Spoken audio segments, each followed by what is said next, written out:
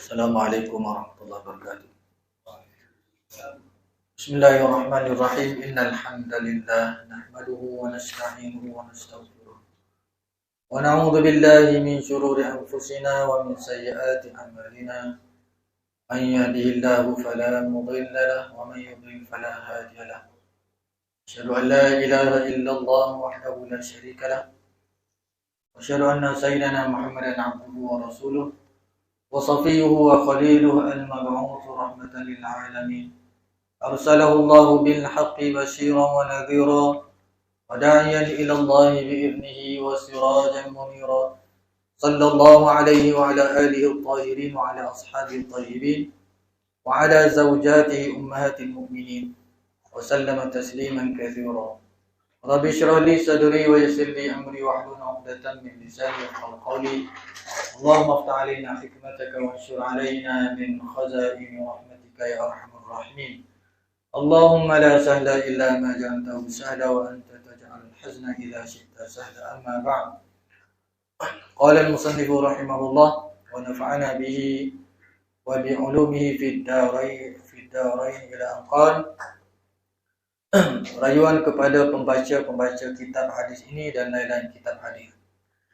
Jadi alhamdulillah, syukur kepada Allah SWT, kita dapat bersua kembali, iaitulah kali kedua saya datang ke surau ini. Mudah-mudahan pertemuan kita dirahmati oleh Allah SWT, di mana kita dalam majlis ilmu, majlis yang disebut oleh Nabi sallallahu alaihi wasallam sebagai halaqul zikri, riyadul jannah, taman daripada taman-taman syurga. Nabi SAW bersabda, "Idza marartum bi riyadil jannah farta'u."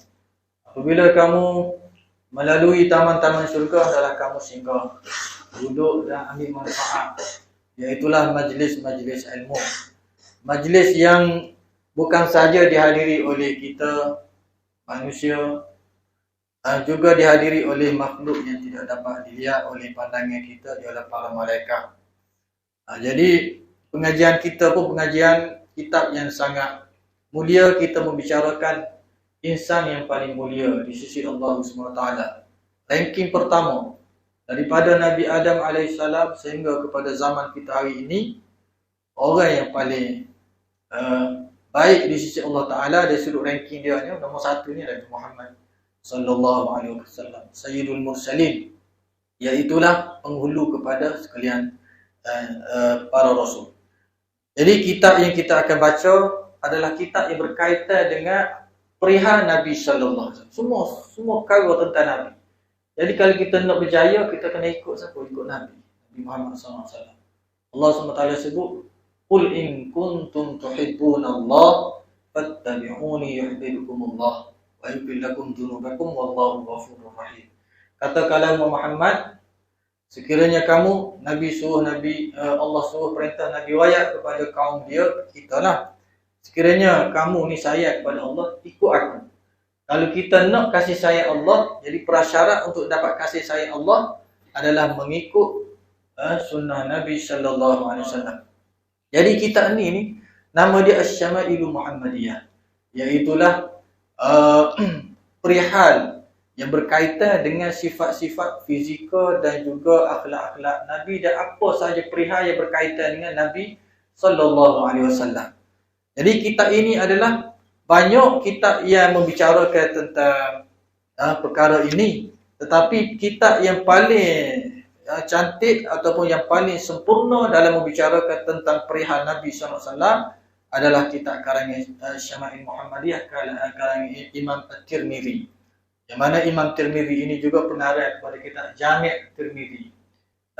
Jadi kita kata antara ulama hadis yang masyhur yang menjadi rujukan dalam ilmu hadisnya Sunan Tirmidzi lah. Kita ada Sahih Bukhari, Muslim, Ibnu Majah, Nasa'i, Tirmidzi, mana satu lagi?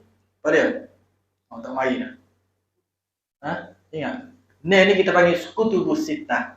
Kitab-kitab hadis yang menjadi sumber rujukan hadis Nabi sallallahu alaihi wasallam. Jadi Imam Tirmidzi ini adalah salah satu daripada ulama yang mengarang kitab mengumpul hadis-hadis Nabi sallallahu alaihi wasallam, Di antara kitab dia ni kita nak baca pada mana. Cumanya kitab ini kitab yang telah kita panggil ringkasan kepada Syama'il Muhammadiyah. Sebab apa? Dia kata ringkasan sebab dia tak datangkan dengan sanak-sanak. Dia terus kepada matan hadis. Sanak ni jalan kita kata susu gaduh hadis atau jalur hadis. An fulan sampai kepada Rasulullah sallallahu alaihi wasallam. Itu keistimewaan ilmu dalam Islam. Iaitulah kita ni ada rangkaian, ada rantaian. Benda ini memang sahih daripada Nabi SAW. Apa kita kata sahih? Sebab ianya diriwayatkan dalam rangkaian, ada rangkaian, tidak kata terputus.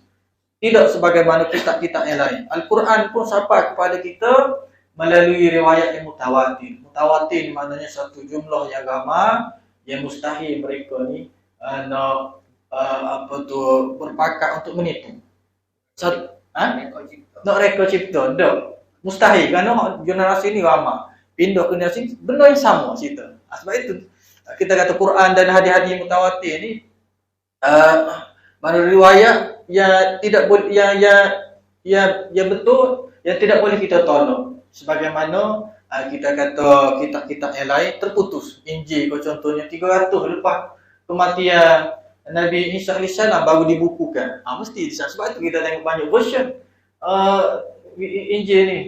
Banyak versi. Dan satu versi ke satu versi pun beza. Jadi Quran sama saja. Dan juga hadis-hadis sahih. Jadi hadis ini sebagaimana ulama-ulama pun memujilah kitab ini. Antaranya katanya Al-Qari, Muhammad Al-Qari, seorang ulama hadis, dia kata kitab ni Syama'il Muhammadiyah ni min ahsani ma sunnifa fi syama'ilihi wa akhlaqihi sallallahu alaihi wasallam. Antara kitab yang paling bagus yang dikarang dalam membicarakan tentang perihal Nabi dan juga akhlak Nabi sallallahu alaihi wasallam. Kitab ni Syama'il Muhammadiyah. Jadi kalau boleh kitab ni setiap rumah ni kena ada kitab ni. Sebab dia membicarakan tentang Nabi sallallahu alaihi wasallam. Dan kalau boleh kalau kita baca contohnya kalau kita nak baca sendirilah atau kalau kita ngaji dah. Kita ngaji bab apa?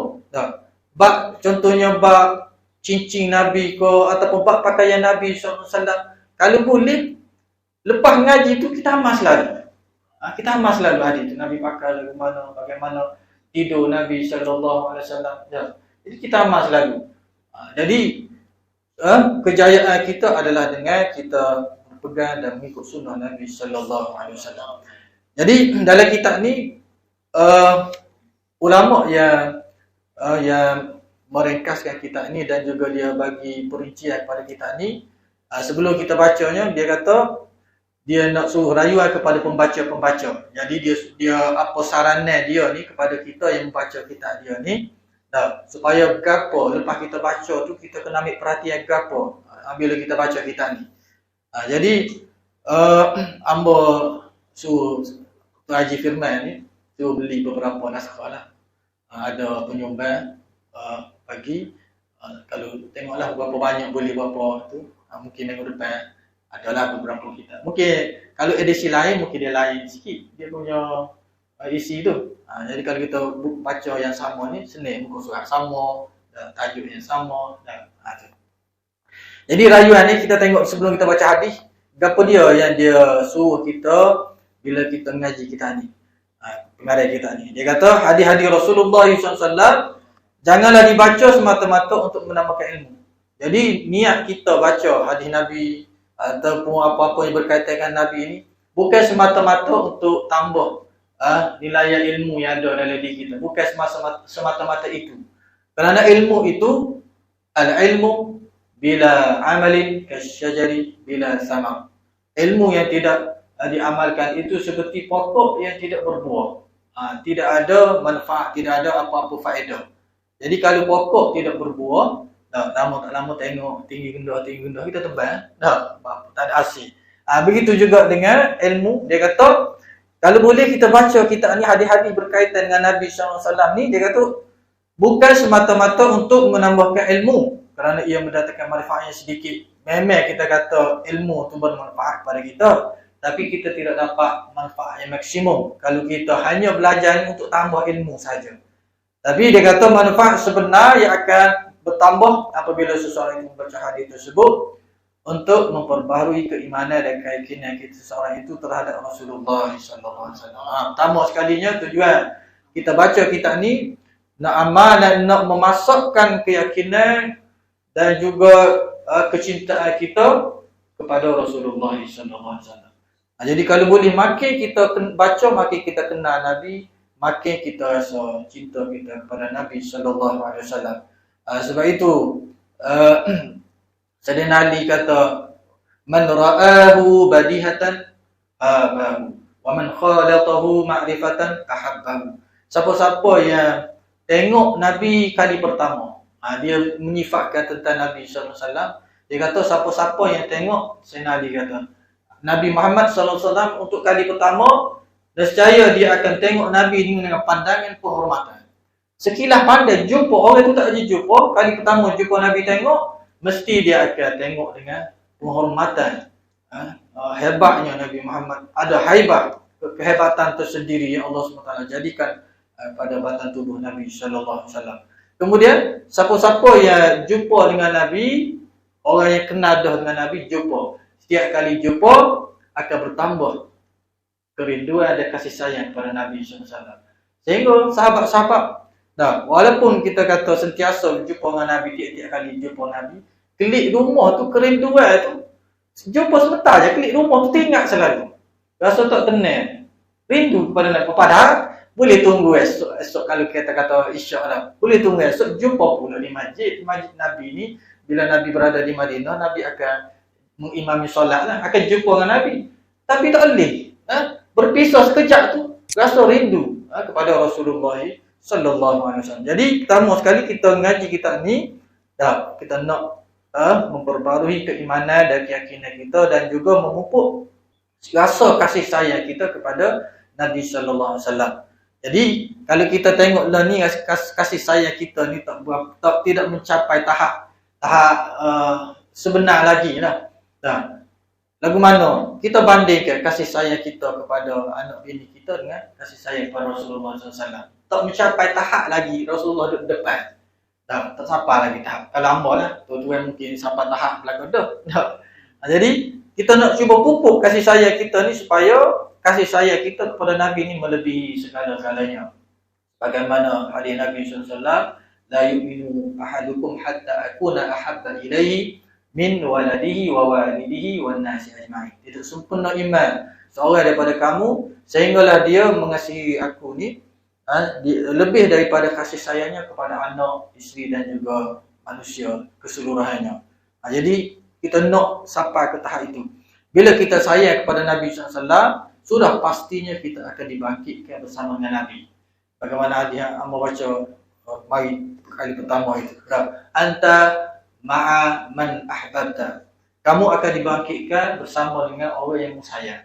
Sebab itu penting kita memupukkan kasih sayang kita kepada Rasulullah supaya kita bangkit hari akhirat kelak ni kita berjaya duduk sekelompok dalam kelompok Nabi sallallahu alaihi wasallam. Itu yang kita nak. Itu yang pertama. Kemudian yang kedua, kita baca hadis-hadis berkaitan dengan perihal Nabi SAW ni adalah untuk memperoleh hidayah dengan maksud menterjemahkan pengetahuan ini kepada amalan, nak beramal. Kita nak berakhlak sebagaimana akhlak Nabi SAW. Jadi ulama dulu, sahabat-sahabat dulu, mereka pergi jumpa Nabi tu bukan semata-mata nak ambil ilmu daripada Nabi. Tak. Mereka nak tengok apa dia. Cara Nabi duduk lagu mana, pakaian Nabi lagu mana. Kemudian kalau Nabi semaya, Nabi duduk lagu mana. Sehingga Ibnu Umar radhiyallahu anhu, mana tempat yang pernah Nabi kecil, situ dia gigi kecil juga. Padahal benda tu benda bersifat Nabi sebagai manusia biasa nak kecil-kecil mana pun dah. Tapi oleh kerana Nabi kecil situ, dia pergi kecil situ. Di mana tempat Nabi pernah berteduh, dia pergi berteduh situ. Di mana tempat ada satu ketika di zaman Nabi sallallahu alaihi wasallam, Nabi lalu pada zaman Nabi dia ada pokok, ada dia rendah sikit, Nabi pun tunduk sikit dengan sebab ada dahan tu. Tapi selepas kewafatan Nabi, pokok tu telah tebal dah. Tapi Abdullah bin Umar ni nak ayatnya, caknanya dia nak tiru walaupun sekecil-kecil perkara. daripada hal berkaitan dengan Nabi SAW, lalu tempat yang sama, walaupun dahan tu tak ada dah, dia tahu Nabi pernah tunduk di situ, dia pun tunduk juga. Betapa caknanya, benda telitinya sahabat-sahabat benda-benda kecil pun nak tiru Nabi sallallahu alaihi wasallam. Jadi yang kedua ni, kita baca hadis-hadis Nabi berkaitan dengan akhlak dan juga fizikal Nabi SAW ni adalah dengan maksud untuk kita beramal dengan apa yang dilakukan oleh Nabi sallallahu alaihi wasallam. Sebagaimana Imam Ahmad berkata, mana-mana saja hadis Nabi sallallahu alaihi wasallam yang aku dapat tahu, aku beramal dengannya. Sebagaimana Sayyidina Imam Ahmad radhiyallahu rahimahullah sendiri pun, iaitulah pengasas kepada mazhab Hambali. Dia kata mana-mana dia, dan dia juga ada muhaddis, musnad, dia ada kitab musnad Imam Ahmad. Dia walaupun dia juga seorang faqih, ahli fiqh dan ahli yang mahir tentang hukum hakam syariat, dan dia juga ahli hadis, Imam Ahmad, dan dia murid kepada Imam Syafi'i rahimahullah. Jadi dia kata setiap kali dia jumpa mana-mana hadis Nabi SAW, pasti dia akan beramal, cuba beramal dengan hadis tersebut. Dan kemudian dengan beramal ke atas hadis, pengetahuan kita akan menjadi teguh, kemudian akan memperoleh hidayah dan jalan menuju kejayaan yang mudah untuk dilalui. Sebab besar beramal dengan sunnah Nabi sallallahu alaihi wasallam di zaman kita kata kerosakan meluas, kemungkaran meluas. Bagaimana hadis Nabi sallallahu alaihi wasallam, al-mutamassiku bi sunnati inda fasadi ummah lahu ajru syahidin. Siapa-siapa yang berpegang dengan sunnahku ketika zaman kerosakan umat ni, akhir zaman lah kita kata dah, maka dia mendapat pahala seperti orang mati syahid. Besar pahala di sisi Allah SWT orang yang cuba untuk beramal dengan sunnah Nabi sallallahu alaihi wasallam, walaupun sekecil-kecil sunnah, kita cuba nak beramal, kerana di situlah jalan kejayaan kita. Kemudian yang kedua pula, kita baca kitab ni, ketika membaca kitab ini, dia kata hendaklah kita bayangkan bahawa kita ni sedang duduk di majlis Nabi sallallahu alaihi wasallam. Ya, kita bayangkan gitu. Kita dengar hadis Nabi ni seolah-olah kita duduk dalam majlis Nabi sallallahu alaihi wasallam. Sahabat-sahabat dulu lagu mana duduk dalam majlis Nabi sallallahu alaihi wasallam. Digambarkan betapa sopannya sahabat ini ketika berada di dalam majlis Nabi sallallahu alaihi wasallam, disebut gambarannya ka'anna ala ru'usihimut tayra. Duduk ni bagaimana tenang dan juga khusyuknya mereka bila, dan juga hormatnya mereka kepada Nabi SAW ketika berada di hadapan Nabi dalam majlis Nabi. Dia kata seperti di atas kepala mereka itu ada burung-burung. Bagaimana? Burung ni dia boleh hinggap dan bertengek bila objek tu tenang, tak gerak. Seperti burung gembala kerbau. Ubah kan tak jalan mana, duduk lepas tu burung boleh duduk atas belakang dia. Jadi gambarannya maknanya betapa tenangnya sahabat duduk tak bergerak bila berada di dalam majlis Nabi sallallahu alaihi wasallam. Jadi lagu itulah kalau boleh kita dengar hadis-hadis Nabi ni serupa dengan Rasulullah ada bersama dengan kita. Sebab kalau kita pernah tengok dalam YouTube ada interview dia kata, apa perasaan kamu? Dia interview. Ada dalam English lah. English pada, Arab pada. Apa perasaan kamu kalau Rasulullah berada di hadapan kamu sekarang? Ada yang menangis, sebab tak nak cakap apa. Itu bila Rasulullah. Sebab itu ada orang tu, walaupun kita ni tak sempat berjumpa dengan Nabi, dia sentiasa berdoa kepada Allah Ta'ala supaya dapat bermimpi jumpa dengan Nabi sallallahu alaihi wasallam. Siapa-siapa yang bermimpi berjumpa dengan Nabi sallallahu alaihi wasallam, sebenarnya itu adalah mimpi yang benar. Dan betul itu Nabi datang dalam mimpi dia. Kerana apa? Kerana syaitan tidak akan berjumpa dengan Nabi sallallahu alaihi wasallam. Sebagaimana Nabi sallallahu alaihi wasallam sebut, man ra'ani fil manam faqad ra'ani haqqan fa inna asy-syaitan la yatamatsalu bi. Siapa-siapa yang bermimpi berjumpa dengan aku dalam tidurnya, sesungguhnya benar-benar dia berjumpa dengan aku, kerana syaitan tidak akan menyerupai aku. Jadi kita satu kemuliaan lah. Setakat ni tak ada lagi lah. Tak ada lagi rezeki untuk diberi mimpi berjumpa dengan Nabi SAW. Tapi doa sama. Dan mudah-mudahan sebelum mati meminta sepatlah sekali ko. Kalau lebih itu muncul, kalau boleh sekali pun rasa seronok dah. Nabi SAW mimpi, mari jumpa dengan kita dalam mimpi. Itu. Tak jumpa secara yaqazah, secara sedar. Dah sebab Nabi SAW telah wafat dah. Itu. Yang kedua, maknanya ketika kita ni membaca kitab ini, dia kata kalau boleh bayangkan dalam majlis ini adalah majlis Rasulullah SAW. Baginda sedang bersabda, seolah-olah baginda sedang bersabda. Dan kita sedang mendengar daripada Nabi SAW. Kemudian dia kata, tanamkan pemikiran di atas keagungannya, kemuliaan dan rasa cinta dalam hati. Dan bacalah kitab ini dengan sepenuh perhatian dan hati-hati. Dan insya-Allah dia kata akan mendapat manfaat. Jadi, dia suruh kita ni fokus, kosongkan minda kita, seolah-olah kita ini betul-betul berada dalam majlis Nabi SAW. Sebab kita cerita ni kita tentang Rasulullah SAW. Dan Rasulullah SAW ni digeruni dan dihormati oleh kawan dan juga lawan. Lawan pun hormat juga. Ada seorang orientalis, dia mengumpulkan orang-orang berpengaruh atas muka bumi ni. Tak nama kita ada, mungkin kita pernah dengar, The 100. Maknanya dia kumpul 100 orang yang paling berpengaruh atas muka bumi ni. The most influential people in the world. Jadi nombor 1 siapa? Muhammad bin Abdullah. Dia ni bukan Islam. Dia Michael Hart, nama dia Michael Hart. Dia ni bukan Islam. Dia kumpulkan dalam kitab 100 orang yang paling berpengaruh atas muka bumi ni. Nombor 1 sekali adalah Muhammad bin Abdullah.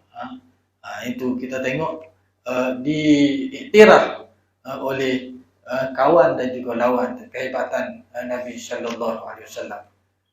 Jadi nombor 3 tentang kitab ni, dia kata apa sahaja yang kita bacalah pula kepada isteri-isteri dan juga anak-anak. Mana kita baca tu, ajar pula anak-anak kita supaya masing-masing dalam rumah tangga kita itu dapat diwujudkan suasana ilmu dan juga semua beramal dengan sunnah Nabi sallallahu alaihi wasallam. Dia suruh kita baca pula pada ahli keluarga kita, isteri dan anak-anak. Tanamkan dia kata perkara-perkara penting dalam ingatan dan terangkan kepada wanita-wanita dan kanak-kanak dalam rumah dan terus-menerus menekankan kepada mereka agar mengamalkannya. Kerana apabila pengetahuan hadis ditukarkan kepada bentuk amal, maka ia akan menjadi sedekah jariah bagi mereka yang melakukannya. Rumah tangga akan bertukar menjadi contoh syurga. Jadi mula-mula sekalinya kita baca hadis ini bukan semata-mata ilmu, tapi kita nak memperbarui iman dan juga menyuburkan cinta kita kepada Nabi SAW. Itu pertama sekali. Kemudian pula adalah untuk beramal dengan hadis ini. Kemudian yang kedua pula adalah seolah-olah kalau kita baca kitab ini, kita sedang berada dalam majlis Nabi sallallahu alaihi wasallam. Nabi sedang berkata-kata kepada kita.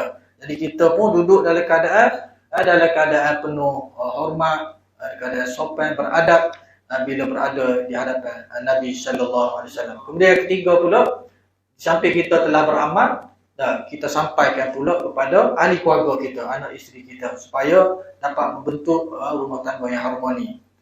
Kemudian kita masuk pada bab yang pertama pada malam ini, mana-mana yang sempatlah sebelum masuk kuisah ni.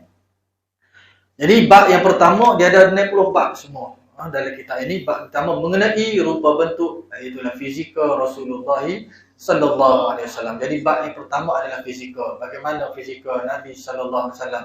Jadi sebelum kita masuk ni, Nabi sallallahu alaihi wasallam adalah ahsanun nasi wajhan wa ahsanuhum sautan.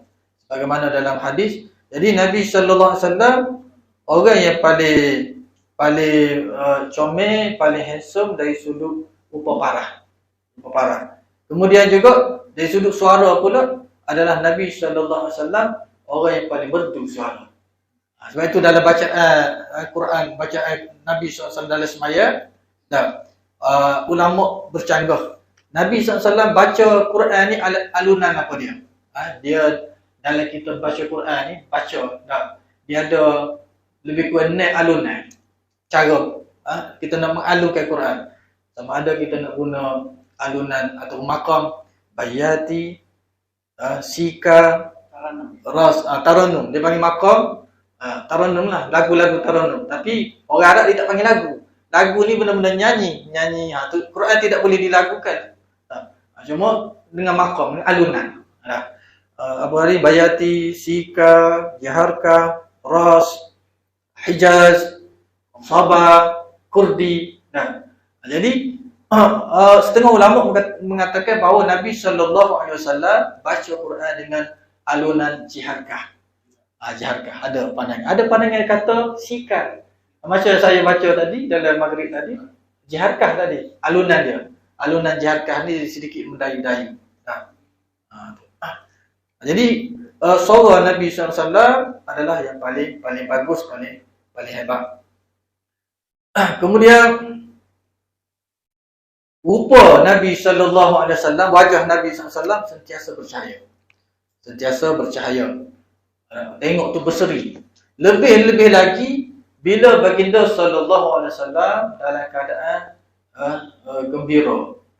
Jadi terzahir melalui rupa paras Nabi SAW yang bercahaya. Bau Nabi SAW bau yang wangi. Sehingga kan para sahabat bila melalui satu jalan, dia tahu kalau Nabi melalui jalan itu.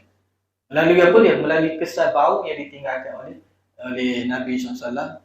Bau. Nabi lalu tinggal kesan bau. Itu kita tengok keistimewaan Allah SWT jadikan penciptaan Nabi Muhammad SAW. Jadi hadis yang pertama pada malam ini, bab yang pertama iaitulah berkaitan dengan rupa bentuk Nabi SAW. Kemudian dia kata wajah Rasulullah SAW. Syekh Hafiz Abu Isa Muhammad bin Tirmizi berkata sebagaimana berikut, iaitulah pengarang kitab inilah Imam Tirmizi. Dia kata adalah di luar kemampuan manusia untuk melukis gambaran mengenai rupa bentuk Rasulullah SAW. Jadi nak gambar tak boleh. Sehingga kan Amru bin Al-As, seorang sahabat, dia ni sahabat Nabi. Tapi kalau tanya dia, lagu mana rupa bentuk Rasul? Tak nak wayang. Dia duduk sayang dengan Nabi. Tiap-tiap hari jumpa dengan Nabi. Tapi bila tanya lagu mana rupa parah Nabi, tak boleh nak sifatkan. Sebab apa? Sebab di antara penghormatan dia kepada Nabi SAW, dia tidak pernah menajamkan mata tengok Nabi. Tengok Nabi, tunduk. Tengok, tunduk. Hormat. Tak boleh nak kalau kita kecek kan. Tak tengok orang, tak tengok gitu. Sahabat-sahabat tak? Tunduk, tengok, tunduk. Tengok, tunduk. Sebab tu dia kata apa? Dia kata wa ma kuntu atiqu an amla aini minhu ijlalan lahu walau su'iltu an asifahu ma ata'tu li'anni lam akun amla'u aini minhu. Kata Amr bin Al-As, aku tak mampu untuk menajamkan mata untuk memandang Nabi sallallahu alaihi wasallam, ijlalan lahu, penghormatan kepada Nabi sallallahu alaihi wasallam. Kalau aku ditanya bagaimanakah ciri-ciri Nabi sallallahu alaihi wasallam, cuba bagi gambaran rupa parah Nabi sallallahu alaihi wasallam, dia kata apa? Aku tidak mampu untuk menyifatkan Nabi sallallahu alaihi wasallam dari sudut fizikal. Kerana apa? Aku tidak pernah menajamkan mata tengok Nabi sallallahu alaihi wasallam.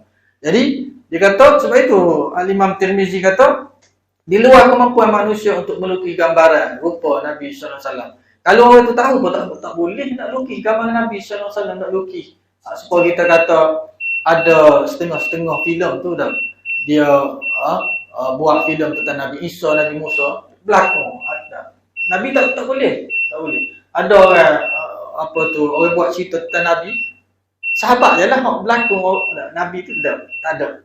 Dia tak boleh tak boleh. Haram anak berlakon dengan Nabi sallallahu alaihi wasallam. Kemudian dia kata jauh daripada kesanggupan sesiapa untuk menceritakan insan yang penuh cahaya ini. Tak ada orang pun sanggup bagaimana nak cerita. Walau bagaimanapun dia kata para sahabat disebabkan jiwa mereka yang bercahaya dan mempunyai kesanggupan telah cuba juga menggambarkan rupa bentuknya untuk memberikan sedikit bayangan baginda Rasulullah SAW kepada kita untuk memuaskan hati kita dengannya. Tapi sebab tu ada hadis-hadis berkaitan dengan bagaimana sahabat menyifatkan fizikal. Cuma ada setengah sahabat tu tak boleh nak menyifatkan fizikal Nabi sallallahu alaihi wasallam. Jadi kita berhenti situ dulu, nanti kita sambung pada hari-hari seterusnya. Tak ada baca hadis malam ni sebagai mukadimah kepada kita ini. InsyaAllah mudah-mudahan ia memberi manfaat kepada kita. Aqulu qawli hadha wa astaghfirullahal azim li wa lakum. Assalamualaikum warahmatullahi wabarakatuh. Bismillahirrahmanirrahim. Alhamdulillah wassalatu wassalamu ala Rasulillah wa ala alihi wa sahbihi man wala. Allahumma faqihna fid din wa 'allimna at-ta'wil. Allahumma ij'alna minal ulama'il 'amilin. Allahumma ij'alna minal ladzina yastami'una al-qawla fayattabi'una ahsanah. Sallallahu ala sayyidina Muhammad walhamdulillahi rabbil alamin.